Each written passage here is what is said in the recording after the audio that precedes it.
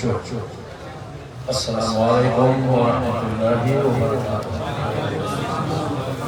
عرض کریمہ کی فضیلتیں اور برکتیں حاصل کرنے سے پہلے آئیے ہم اور آپ انتہائی محبت اور عقیدت کے ساتھ حضور شاہ مدینہ راحت قلب و سینہ غیاث دارین موتی کونین راس الوفا وجہ الصفا شمس الضحیٰ بدر الدجا نور الہدیٰ نجم الندیٰ عین التقیٰ زین النقیٰ کنز العطا کشف الغطاء بحر المنن نہر السنن جمیل الشیم شفیع الامم صاحب جود و کرم حضور اکرم سید عالم نور مجسم تاجدار عرب و عجم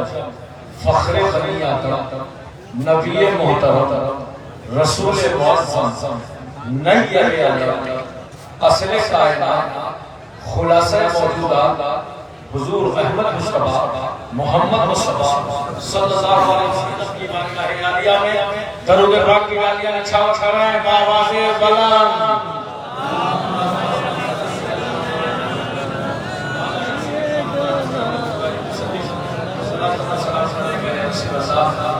ایک بار بہار افغان کے طرز پر آپ نے درود شریف پڑھی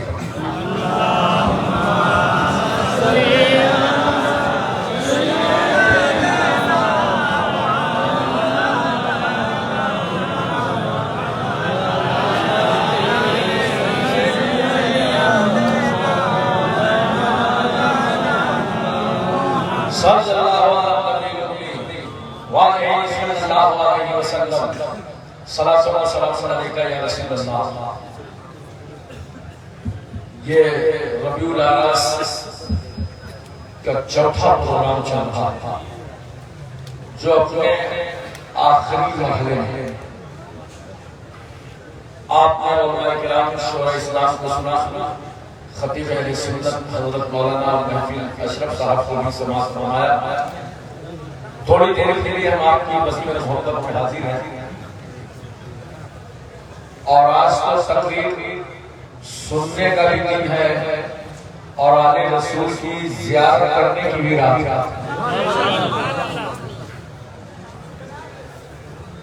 بہت اچھی ایک ادا ہے۔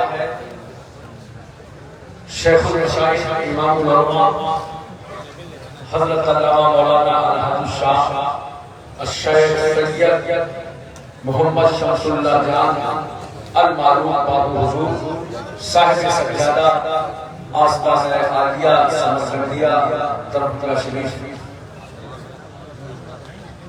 کی بہت خوف ہوتا ہے حضرت کے سامنے حقیقت بیانی کرنے میں بھی، کیونکہ حضرت کو اگر کوئی تعریف پسند ہے تو صرف اللہ کی تعریف اور رسول اللہ کی تعریف۔ ہم جماعت اہل سنت کو پروردگار عالم نے ایسی برگزیدہ شخصیت عطا فرمائی ہے۔ حسن اضافی کے ساتھ ایک شعر نظر کرتا ہوں، علماء کی خاص توجہ، انہی کی شان کو زیبا نبوت کی وراثت ہے،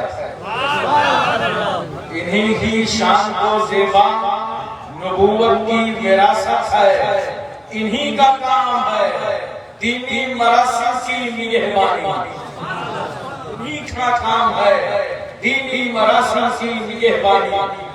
حضرات ساتھ حضرت کے شہزاد معظم مفکر اسلام حضرت مولانا حافظ و قاری سید نور الامین صاحب وہ بھی تشریف فرما ہے۔ جو مصر حاضر ہیں تمام ہماری احباب بیٹھے ہوئے ہیں، لمبی چوڑی تفصیل کا ٹائم نہیں ہے لیکن سمجھدار لوگ بیٹھے ہیں، سننے کی کوشش کیجیے گا۔ فرمایا خدا نے ہمیں دے کر حیدر سا مہمان، سبحان اللہ، بولیے بولیے محبت سے بولیے سبحان اللہ، آجو آجو اچھے کیجئے کوئی سن رہا ہو اس کے کان پہ بولیے سبحان اللہ، تاکہ جگانے کا بھی سبب ملے اور سبحان اللہ کہنے کا بھی ملے۔ فرمایا خدا نے ہمیں دے کر حیدر سا نگہبان فَبِأَيِّ آلَاءِ رَبِّكُمَا تُكَذِّبَانِ. یہ 500 لوگوں کی نظر ہے شیر ہو. دلوں میں بغض علی اور جنت کا جنون. دلوں میں بغض علی اور جنت کا جنون. اِنَّ لِلَّهِ وَإِنَّا إِلَيْهِ رَاجِعُونَ. اِنَّ لِلَّهِ وَإِنَّا إِلَيْهِ رَاجِعُونَ. محترم حضرات، سب سلسلہ نقشبندیہ کے دیوانے بیٹھے ہیں. اس میں بہت سارے طالب ہیں علی حضور رحمۃ اللہ تعالیٰ علیہ نے دیکھا ہوگا. ارے بولو دیکھا ہے نا. جتنے لوگوں نے نہیں دیکھا وہ لوگ رہا تھا، جنہوں نے دیکھا ماشاءاللہ 100-150 ہیں جنہوں نے نہیں دیکھا. باقی سب کو اللہ تعالیٰ نے یہ سعادت عطا فرمائی. اور یاد رکھیے علی حضور آج ہماری محفل میں ان کی پوری روحانیت ہماری اس وجہ سے، اس لیے کہ جہاں پیارا بیٹا ہو، جہاں سگا پوتا ہو، مریدین ہو، متوسلین ہو، عقیدت مند ہو، تو پھر علی حضور اپنے قلب میں اکیلے کیا کریں گے؟ وہ بھی کرم فرما کے تشریف لے آئیں گے.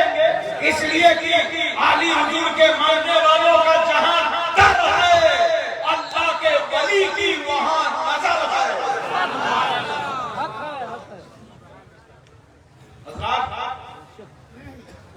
یوں تو صوفیہ کرام فرماتے ہیں کم بولو، کم کھاؤ، کم سو. لیکن یہ سلسلہ نقشبندیہ کی امتیازی شان حقیقت حال یہ اس سلسلے کی امتیازی شان ہے.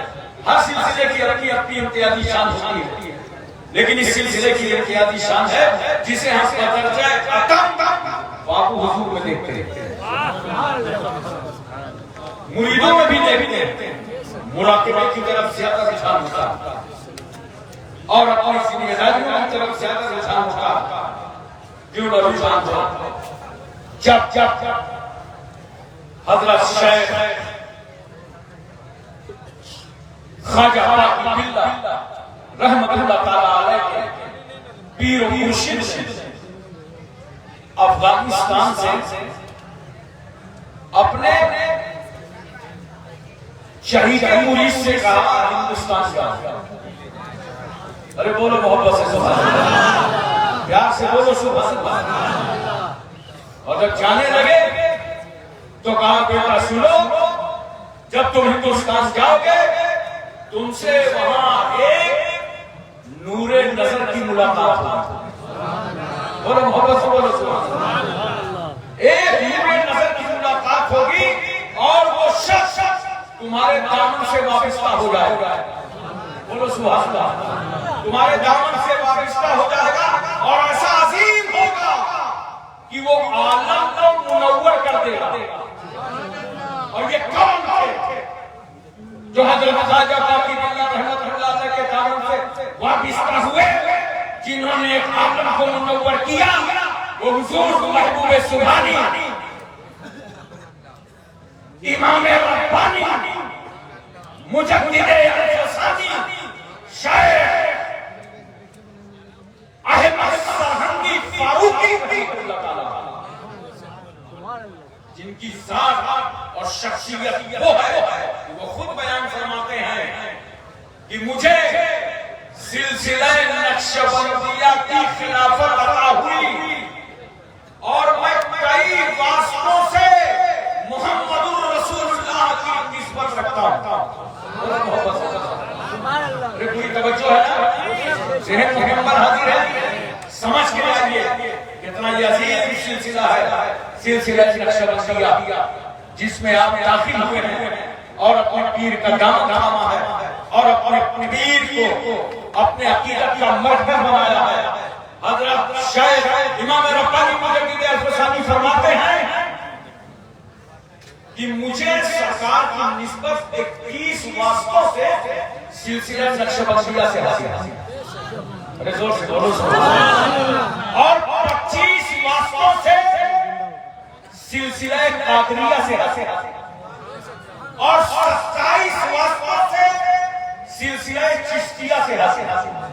میں آپ کی توجہ چاہتا ہوں، 450 سال گزر گئے، یہاں کابرین بزرگان دین آپس میں کتنا پیار، کتنی محبت، امام ربانی شیخ سرہندی نے کس طرح دوسرے سلسلوں کا بھی احترام فرمایا اور کتنی سعادت کے ساتھ سلسلہ قادریہ اور چشتیہ کی نسبت کو قبول ہی نہیں کیا بلکہ فخریہ طور پر اعلان فرمایا۔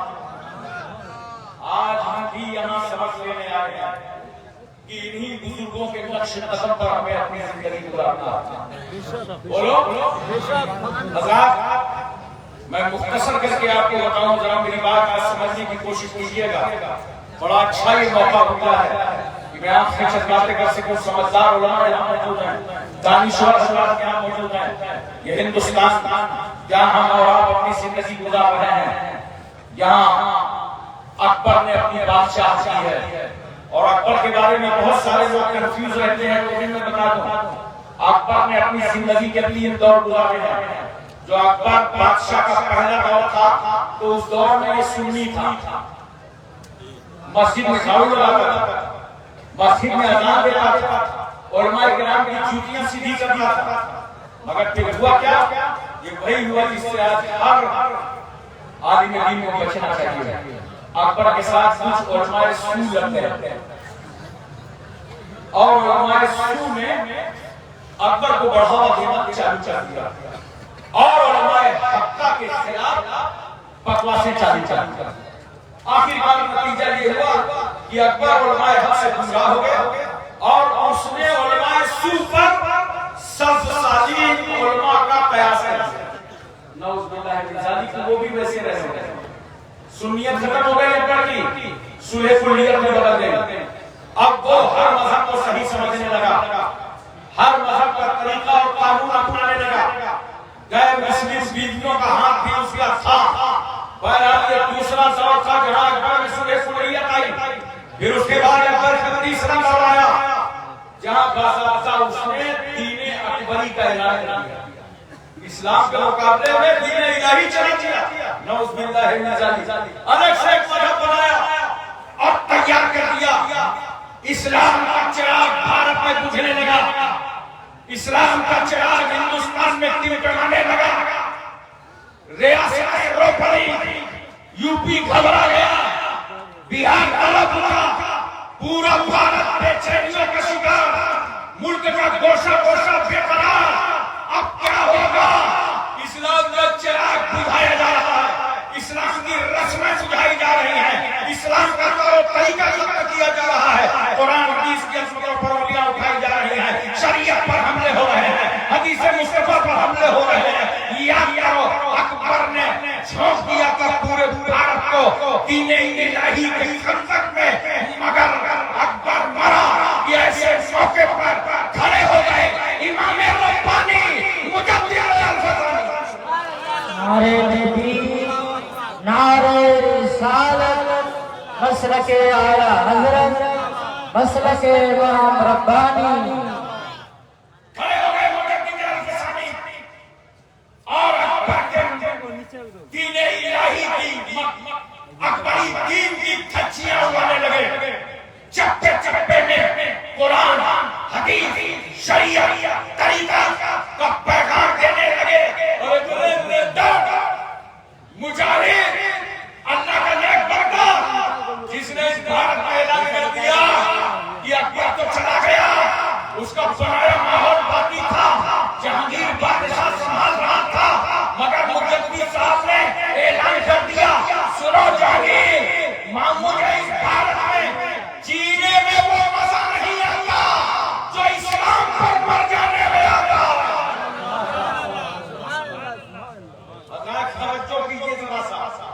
اسلام کامیابی کی سمت آ گیا، اسلام کامیابی کی طرف آ گیا۔ اس مقام پر ٹھہر کے ایک بات عرض کرنا چاہتا ہوں، بولو پوری توجہ ہے نا؟ دو دور گئے رہنا ہے قرن صغیر میں۔ ایک دور جب اکبر جیسے بادشاہوں نے اسلام کے خلاف سازش کی تھی تو مجدد الفسانی نے اسے سنبھالا تھا، قدموں کے نیچے رون کر کے حقانیت کا پرچم جلایا تھا، لہرایا تھا، اور ایک دور اسی بھارت میں وہ آیا جب گستاخان رسول اللہ نے عظمت رسول پر انگلیاں اٹھائی تھی، نبی کو اپنی طرح کہا تھا، نبی مر کر کے مٹی میں مل گئے، رسول کو پیچھے کی خبر نہیں ہے، حیات نبی میرا دل نبی شفاعت النبی پر حملے کیے تھے، تو اس وقت مجدد اسلام بریلی سے کھڑے ہوئے امام احمد رضا خان اور تمام گستاخان رسول اللہ کو جو مجدد گزرے ہیں، مجدد الفسانی نے اسلام تک پہنچایا ہے، اور مجدد اسلام امام احمد رضا نے پیغمبر اسلام تک پہنچایا ہے۔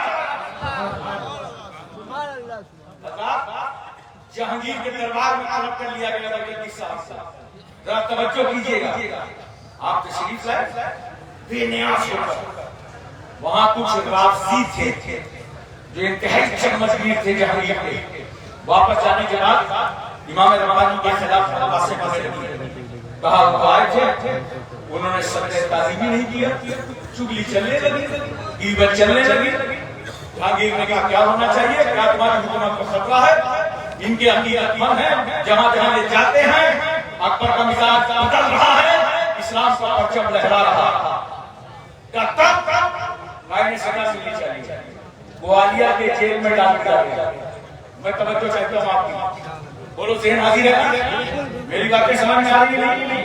بولی توجہ سمجھ رہے ہو؟ گوالیار کے جیل میں ڈال دیا گیا آپ کو، اور نوٹ کرو یہ اللہ والے کیسے ہوتے ہیں، ان اللہ والوں کو حکومتیں جیل میں ڈالنے کے بعد بھی پریشان ہو جاتی ہیں اور اپنے فیصلے پر پچھتاتی ہیں۔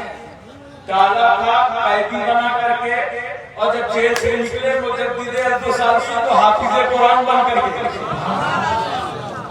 توجہ فرمائیے ذرا، اور جیل کے اندر بھی، گوالیار کے قلعے کے اندر بھی کئی ہزار مسلموں کو داخل اسلام کرا دیا، کلمہ پڑھا دیا، مسلمان کر دیا۔ یاد رکھو ان بزرگوں کی تحریک کبھی رکتی نہیں ہے، چاہے میدان میں ہو، چاہے حیوانوں میں ہو، چاہے کمرے میں ہو، چاہے قید خانے میں ہو، یہ اسلام کا پرچار کرتے رہتے ہیں۔ حضرات اس کے بعد مجدد صاحب کے تعلق سے جہانگیر نے فیصلہ کیا کہ ان کو اپنے مشیر کاروں میں رکھا، حضرت نے قبول کر دیا تاکہ اصلاح ہوتی رہتی ہے، اور یہ ایک ایسا بہانہ تھا اس کے ذریعے اصلاح ہوتی رہی تاکہ اکبر کا فتنہ مٹتا رہے اور اسلام پوری بلندیوں پر آ جائے۔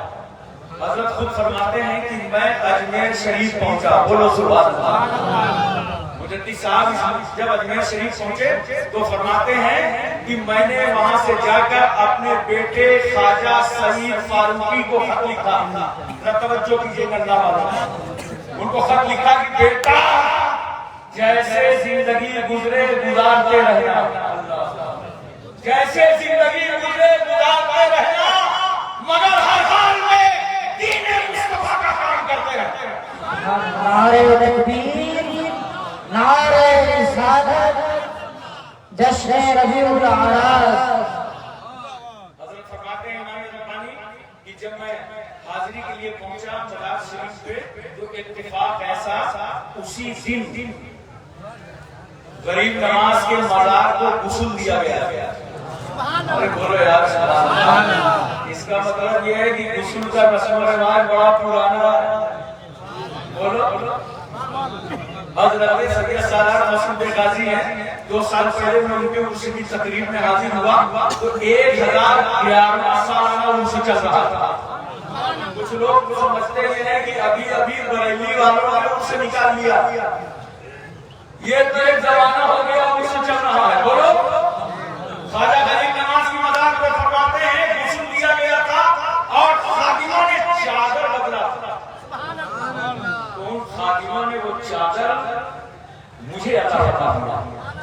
دیکھو ذرا وقت کا مجدد غریب نواز کی مزار کی چادر لے کے کتنا خوش ہو رہا، اور فرماتے میں نے اس چادر کو گلے لگایا اور دل میں فیصلہ کیا کہ اس سے قیمتی تحفہ اور کیا ہو سکتا کہ ولی کی چادر مل گئی۔ اس کے بعد آپ نے اپنے بیٹے خواجہ سعید فاروقی کو وصیت کیا، وصیت کیا کہ بیٹا جب میرا انتقال ہو جائے تو الگ سے کفن لانے کی ضرورت نہیں ہے، چادر خواجہ میں لپیٹ لینا اور ارحم الراحمین کے حوالے کر دینا۔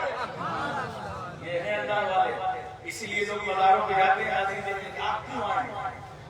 پورے بنگال سے، بہار سے، نیپال سے، ممبئی سے، جھارکھنڈ سے، دلی سے، گجرات سے، احمد آباد سے، الگ الگ ریاستوں سے آپ چلے آئے، کیوں آئے ہیں؟ اس لیے آئے ہیں کہ مزار پر حاضری دیں گے، عرس میں حاضر ہوں گے، اس کے بعد کل شریف ہوگا، بابو حضور دعا فرمائیں۔ یہ ارمان کیا ہے؟ اتنے تھکے کھانا پڑا، ٹکٹ ہوا کہ نہیں ہوا، کنفرم کھایا نہیں تھا، کہاں سواری ملی کہاں نہیں ملی، کن بے چینیوں سے گزرتے رہے، اور خانقاہ عالیہ سمرقندیہ دربھنگہ میں آ کر کے حاضر ہو گئے۔ کل کل شریف کی تقریر ہوگی، بابو حضور دعا کریں گے، تم اپنے خالی دامنوں کو اٹھا کے واپس لوٹ چکے۔ اور سارے نہ سمجھ لو ایسا کیسا ہے نا شکری کرنے میں ٹائم نہیں لگتا، کہتے ہیں کئی سال سے رہے ہیں، ہر سال عرس میں حاضر ہوئے، مگر اب تک کام نہیں ہوا۔ وہ سوچا تھا نا وہ الگ پلاٹ مل جائے نہیں ملا، وہ فلاں جگہ بچے کی شادی ہو جائے نہیں، گاڑی آ جائے نہیں آئی۔ اور میں ایمانداری سے بتاؤں جو تمہارے دل میں ہے جو کہنا چاہتے وہ نہیں کہہ رہے، یہ مت کہا کرو کہ دعا قبول نہیں ہوئی، کہنا ہے تو یہ کہا کرو ڈیمانڈ پوری نہیں ہوئی۔ تو لوگ جو ڈیمانڈ لے کے اس میں آئے تھے وہ ڈیمانڈ پوری نہیں ہوئی۔ اب میں تمہیں فائدہ بتاتا ہوں دعا کا، بولو محبت سے سبحان اللہ۔ اگر تمہاری گاڑی نہ ملے، پلاٹ نہ ملے، مکان نہ ملے، تمہاری مرضی کا کوئی کام نہ ہو تو یہ سمجھ لینا ہماری ڈیمانڈ پوری نہیں ہوئی، مگر کل کی دعا میں شریک ہونے والوں اتنا بڑا فائدہ ہوگا کہ اس دعا کے صدقے میں جو تم نے اللہ کا مانگا ہے، رب العالمین کا، مولا کا ہے، کبیر کا ہے، خالق کا ہے، مولا کا ہے، بڑا کا ہے، اس کو نہ تو یاد کیا ہے کہ اے اللہ کبیر ہے، تو رب الارباب ہے، تو عزیز ذات ہے، تو مولا ہے، تو کبریا ہے، تو بڑا ہے، مگر تیری مشیت کے ایک ذرہ بھی حقیقت نہیں کرتا۔ اے اللہ تو چاہے تو چھوٹی سی چیز کو وسیع کر دے اور تو چاہے تو وسیع کو سمیٹ دے، تو چاہے تو پست کو بلند کر دے اور تو چاہے تو بلند کو پست کر دے۔ اے اللہ تو چاہے تو عزت والے کو ذلیل کر دے اور تو چاہے تو ذلیل کو عزت دے دے، تو سب کچھ کر سکتا ہے، جو چاہے عطا کر دے اور جو چاہے چھین لے۔ مولا تیری مشیت کے بغیر ایک ذرہ بھی حرکت نہیں کرتا۔ ان اللہ علی کل شیء قدیر، تو ہر چاہے پر قادر ہے۔ للہ ملک السماوات والارض، زمین و آسمان کی بادشاہت تیرے لیے ہے۔ یہ جو اللہ کو یاد کر رہے ہو، اللہ کو پکار رہے ہو نا، اللہ تو خالق ہے، ہم مخلوق، تو رازق ہے، ہم مرزوق، تو راحم ہے، ہم مرحوم، تو ناصر ہے، ہم منصور۔ مولا تو مولا ہے، ہم بندے ہیں۔ یہ جملے رائگاں نہ جائیں گے، بابو حضور کی زبان سے نکلے، تم نے آمین کہا، اگر ڈیمانڈ پوری نہیں ہوئی تو یاد رکھنا تمہاری زندگی میں کوئی بڑا حادثہ ہونے والا تھا، اللہ نے اس دعا کے صدقے اس حادثے کو ٹال دیا۔ نعرہ تکبیر، نعرہ رسالت، فیضان مولانا سمرقندی، فیضان سرکار حضور عالی، فیضان سرکار بابو حضور قبلہ۔ اور اگر ایسا بھی نہیں ہے، یہ تو اللہ کی علم میں ہے کیا ہونے والا تھا کیا نہیں، اللہ خود جانتا ہے۔ تو جانتے ہو تیسرا فائدہ تمہیں کیا ہو گیا دعا کا؟ یہ جو تم دعا کر کے جاؤ گے، کل میں کل شرکت کرو گے، بابو حضور کی دعا پر آمین کرو گے، اس کا فائدہ یہ ہوگا کہ اللہ میدان حشر میں تمہاری اس دعا کو تمہارے نامہ اعمال میں ذخیرہ کر دے۔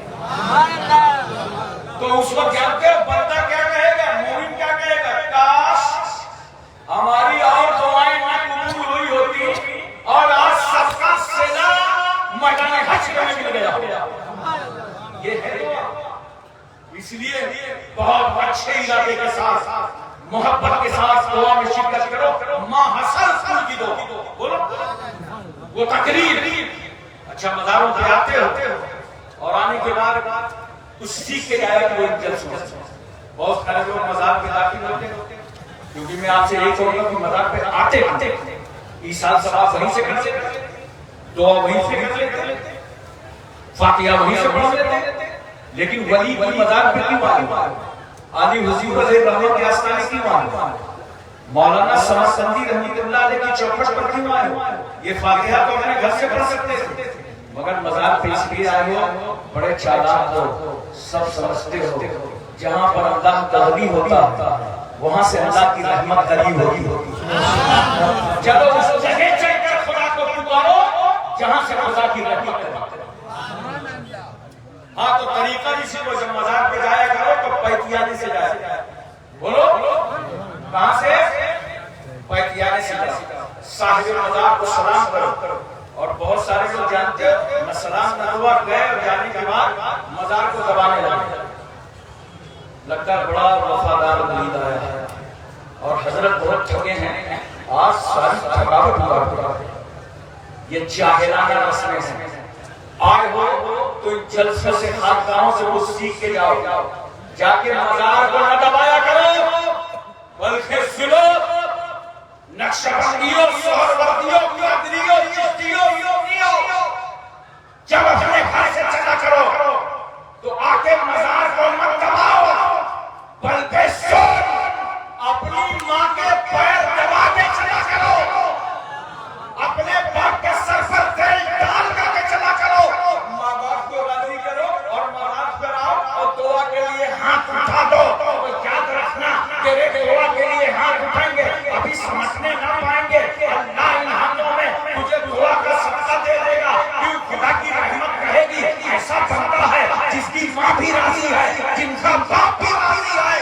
اب تو اللہ کا ولی راضی ہو گیا, اور جب ولی راضی ہو گیا تو رسول اللہ راضی ہو گئے, اور جب نبی راضی ہو گئے تو اللہ راضی ہو گئے. سلام کرو اور زندگی میں جتنی دور کھڑے ہو کے ملاقات کرتے تھے اتنی دور کھڑے ہو کے فاتحہ پڑھو. اور اگر ملاقات نہیں رہی تو کم سے کم 10 ہاتھ میں کھڑے ہو. پوری توجہ ہے اور کھڑے ہو کر کے پڑھو فاتحہ. اب ایک بات اور سنیے, جب فاتحہ پڑھیے نا تو آداب امور میں ہے کہ اپنی پشت اپنی پیٹھ کعبے کی طرف کرو. پیٹھ کدھر کرو؟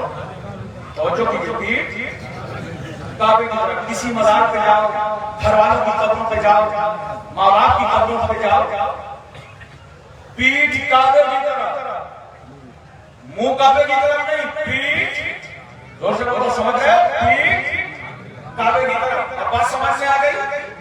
نماز پڑھو تو منہ کعبے کی طرف. ارے بولو بولو, نماز پڑھو تو منہ کعبے کی طرف.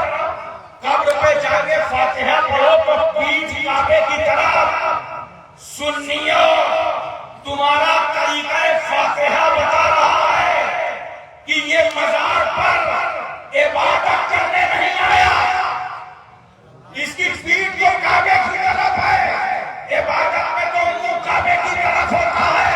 یہ ولی کی عبادت کرنے نہیں آیا بلکہ اللہ حوالے کی یہ زیارت کرنے آیا. نعرہ تکبیر, نعرہ رسالت, عقائد اہل سنت. نماز اور ہے, نیاز ہے. مگر دوستو افسوس یہ ہوتا کہ آپ نماز نہیں پڑھتے. نماز کی پابندی کیا کرو. جو